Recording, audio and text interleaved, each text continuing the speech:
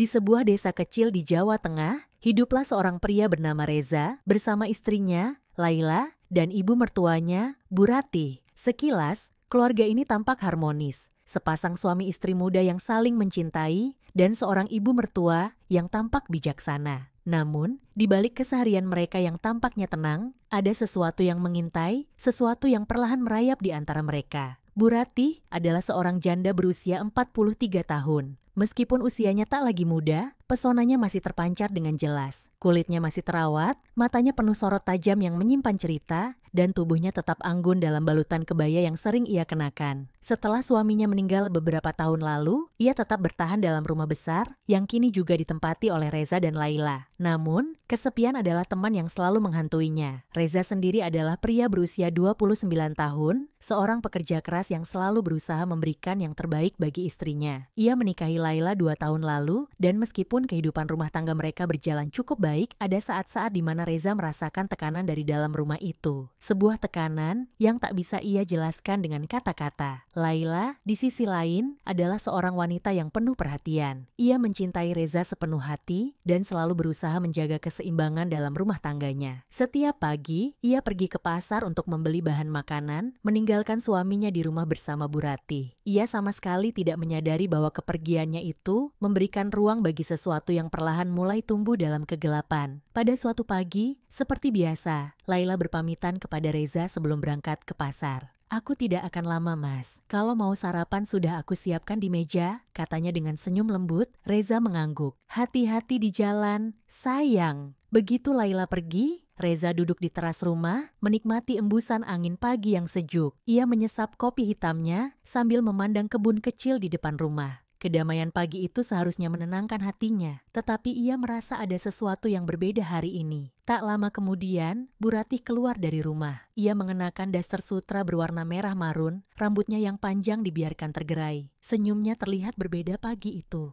lebih lembut, lebih menggoda. "Reza, kamu kelihatan lelah. Ibu buatkan es jeruk ya?" Tanyanya dengan suara lembut yang hampir seperti bisikan. Reza menoleh dan tersenyum tipis. "Ah, tidak usah repot-repot, Bu. Saya baik-baik saja. Tidak apa-apa. Biar ibu yang buatkan. Minum sesuatu yang segar pasti enak di pagi hari," ujar Bu Ratih sebelum berbalik menuju dapur. Reza menatap punggung ibu mertuanya sejenak sebelum mengalihkan pandangan. Ia merasa aneh. Ada sesuatu dalam cara Bu Ratih berbicara dan bertingkah laku yang terasa berbeda akhir-akhir ini. Tapi ia mengabaikan pikirannya sendiri dan mencoba menikmati suasana pagi. Di dapur, Bu Ratih mengambil jeruk segar dan mulai memerasnya ke dalam gelas. Namun, sebelum menuangkan es, ia membuka sebuah kotak kecil yang tersembunyi di dalam lemari dapur. Dari dalamnya, ia mengambil sejumput serbuk halus berwarna keemasan dan mencampurkannya ke dalam minuman. Senyum licik terukir di wajahnya. "Ini akan membuat segalanya lebih mudah," gumamnya pelan. Setelah mencampurkan bahan tersebut, ia membawa es jeruk itu ke teras dan menyerahkannya kepada Reza. "Ini,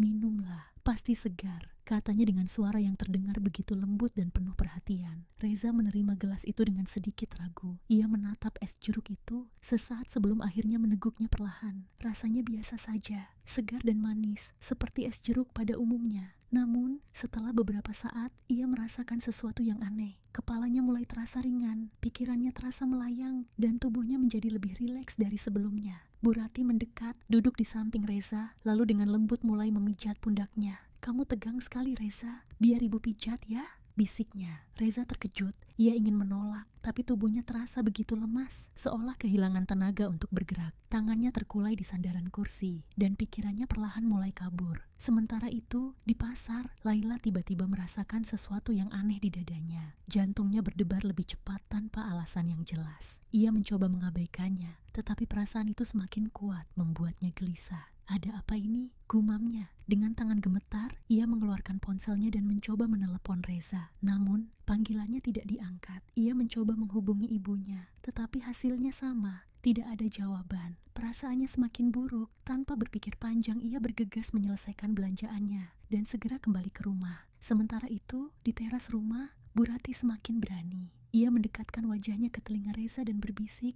"Kamu tahu, sejak kamu menikahi Laila, ibu sering merasa kesepian. Kamu laki-laki yang baik, Reza, dan ibu tahu kamu juga merasakannya." Reza mengerjap. Ia ingin menjawab, ingin mengatakan sesuatu, tetapi lidahnya terasa keluh. Napasnya berat, pikirannya berkabut. Ia tak bisa berpikir jernih, senyum kemenangan muncul di wajah Bu Ratih. Tidak perlu melawan Reza, biarkan semuanya terjadi. Namun, sebelum ia bisa melangkah lebih jauh, tiba-tiba suara pintu rumah terdengar terbuka dengan keras. Loh, kenapa pintunya tidak dikunci? Suara Laila bergema dari dalam rumah. Seketika, Bu Ratih menjauh dari Reza, berusaha bersikap normal.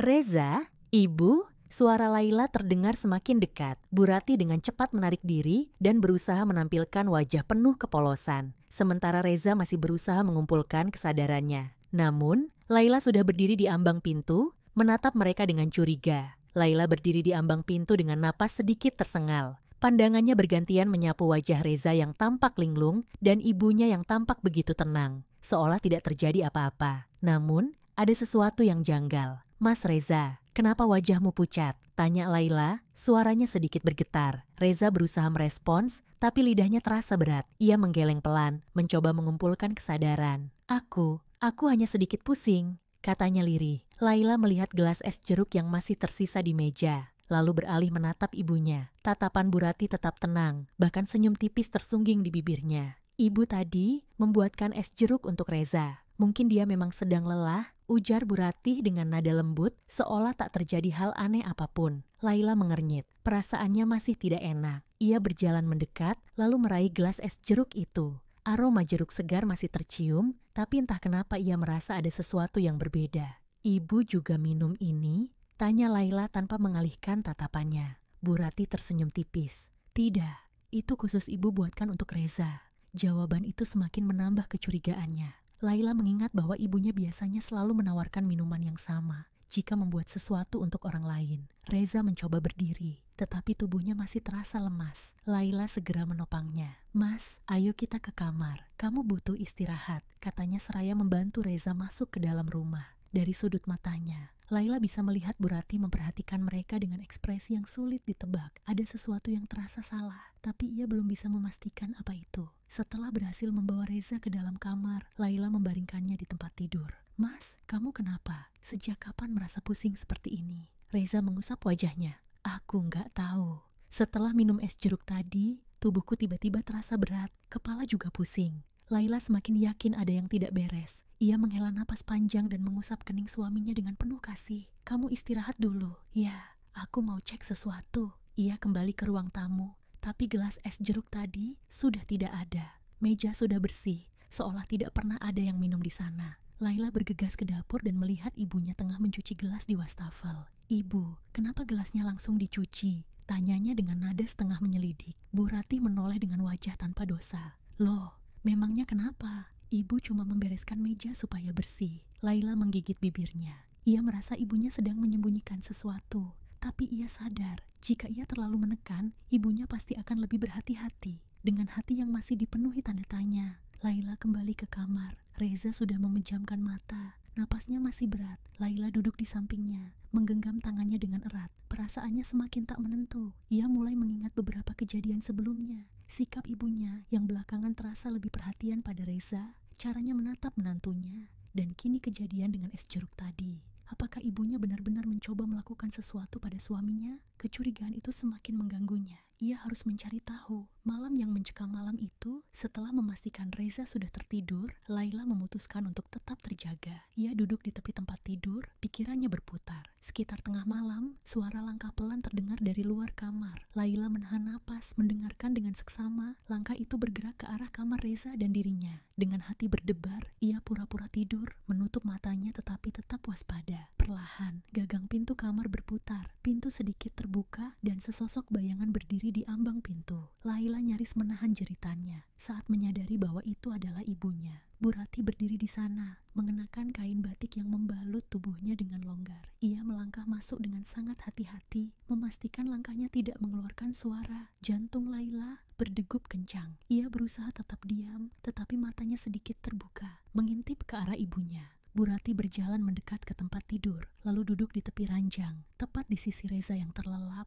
Ia menatap wajah menantunya dengan ekspresi yang sulit diartikan. Bukan sekadar perhatian seorang ibu mertua, melainkan sesuatu yang lebih dalam, lebih gelap. Tangannya terulur, dengan lembut mengusap lengan Reza. Laila ingin berteriak, ingin bertanya apa yang sedang dilakukan ibunya, tetapi ia menahan diri. Ia harus tahu lebih banyak sebelum melakukan sesuatu. Bu Ratih membungkuk lebih dekat, wajahnya hanya beberapa sentimeter dari wajah Reza yang tertidur. Bibirnya bergerak-gerak, berbisik sesuatu yang tak terdengar jelas. Laila tak bisa lagi menahan diri. "Ibu sedang apa?" tanyanya. Suaranya dingin dan tajam. Bu Ratih tersentak. Ia segera menarik tangannya dan berbalik menatap Laila, yang kini duduk tegak di tempat tidur. Mata mereka bertemu, dan untuk pertama kalinya, Laila melihat sesuatu yang menyeramkan dalam tatapan ibunya. "Sinta." Bu Ratih mencoba tersenyum, tetapi wajahnya tampak tegang. "Apa yang ibu lakukan di sini, di tengah malam, di samping suamiku?" Laila menatap ibunya tanpa berkedip. Bu Ratih terdiam sejenak, lalu menghela napas dan tersenyum tipis. "Ibu hanya khawatir pada Reza. Ibu ingin memastikan dia baik-baik saja. Tapi kenapa ibu harus menyentuhnya seperti itu?" desak Laila. Bu Ratih tidak langsung menjawab. Ia hanya menatap Laila dengan sorot mata yang sulit ditebak. Laila merasa bulu kuduknya meremang. "Ibu," suaranya bergetar. "Ada sesuatu yang ibu sembunyikan, bukan?" Bu Ratih menatapnya lama, sebelum akhirnya tersenyum kecil. Senyum yang membuat jantung Laila berdebar lebih kencang. "Kamu terlalu banyak bertanya, Laila," katanya dengan suara pelan. Laila menatap ibunya dengan perasaan bercampur aduk. Ada ketakutan, amarah, dan rasa tidak percaya. Ia tidak pernah menyangka bahwa ibunya, yang selama ini begitu ia hormati, ternyata menyimpan sesuatu yang gelap. Bu Ratih masih berdiri di samping tempat tidur. Wajahnya tampak tenang, tetapi sorot matanya berbeda. Ada sesuatu yang tersembunyi di balik tatapan itu. "Ibu," suara Laila terdengar lebih tegas. "Apa yang sebenarnya ibu inginkan dari suamiku?" Bu Ratih terdiam sesaat sebelum akhirnya menghela napas. Ia duduk di kursi di sudut kamar, seolah sedang mempertimbangkan sesuatu. Kemudian, dengan suara lirih ia berkata, "Laila, kau tahu, sejak ayahmu meninggal, ibu selalu merasa kesepian. Tak ada lagi laki-laki yang memperhatikan ibu, yang membuat ibu merasa diinginkan." Laila merasa tubuhnya menegang. Dan kemudian, datanglah Reza, lanjut Bu Ratih, suaranya semakin pelan, tetapi penuh perasaan. "Ia begitu baik, penuh perhatian. Setiap kali ibu melihatnya, ibu merasa seperti menemukan sesuatu yang hilang." "Ibu sadar apa yang ibu katakan?" Suara Laila nyaris bergetar. "Itu suamiku, ibu. Apa yang ibu lakukan ini salah." Bu Ratih tersenyum tipis. "Laila, jangan salah paham. Ibu hanya ingin sedikit perhatian. Itu saja." "Perhatian?" Laila menggelengkan kepala dengan marah. "Ibu memasukkan sesuatu ke dalam minuman Reza, menyelinap ke kamar kami di tengah malam, lalu menyentuhnya saat dia tidur. Itu bukan sekadar mencari perhatian, Bu. Itu lebih dari itu." Wajah Bu Ratih berubah. Senyumnya menghilang, digantikan oleh ekspresi yang lebih tajam. "Kau memang anak yang keras kepala," gumamnya.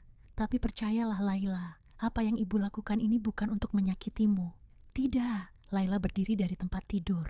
"Apapun alasan ibu, ini tidak bisa dibiarkan. Aku dan Reza harus pergi dari sini." Saat itu juga, Reza mulai menggeliat di tempat tidurnya. Matanya terbuka perlahan, napasnya masih berat, tetapi ia sudah cukup sadar untuk mendengar percakapan mereka. "Laila, apa yang terjadi?" tanyanya dengan suara lemah. Laila bergegas menghampirinya dan menggenggam tangannya. "Mas, kita harus pergi dari rumah ini. Sekarang juga." Bu Ratih berdiri dengan cepat. "Kalian tidak bisa pergi." Suaranya terdengar lebih keras. "Kalian tidak bisa meninggalkan ibu begitu saja." Laila menatap ibunya dengan penuh tekad. "Ibu sudah melewati batas. Aku tidak bisa tinggal di sini setelah semua yang ibu lakukan." Bu Ratih tampak gelisah. Matanya berkaca-kaca. Tetapi ekspresi wajahnya masih dipenuhi oleh sesuatu yang lebih dalam. Obsesi. "Jadi kau benar-benar akan pergi?" tanyanya pelan. "Ya," jawab Laila tegas. Bu Ratih menutup matanya sejenak, lalu menghela napas panjang. "Baiklah," katanya akhirnya. "Kalau itu maumu." Laila tak ingin membuang waktu. Ia segera membantu Reza berdiri, meskipun tubuhnya masih terasa lemas. Dengan langkah tergesa, mereka berdua berjalan ke pintu, melewati Bu Ratih yang hanya berdiri diam di sana, menatap mereka dengan ekspresi tak terbaca. Saat mereka mencapai pintu depan, Laila menoleh sekali lagi. "Ibu, aku berharap suatu hari nanti ibu menyadari kesalahan ini. Aku masih anak ibu, tapi aku tidak bisa tinggal di tempat di mana aku harus takut kepada ibu kandungku sendiri." Bu Ratih tidak menjawab. Ia hanya menatap mereka dengan mata yang masih berkabut oleh emosi yang sulit diartikan. Tanpa menunggu lebih lama, Laila dan Reza melangkah keluar rumah, meninggalkan bayangan gelap yang menghantui mereka. Mereka tidak tahu kemana akan pergi malam itu. Tapi satu hal yang pasti, mereka harus menjauh dari tempat ini. Dari sesuatu yang seharusnya tidak pernah terjadi,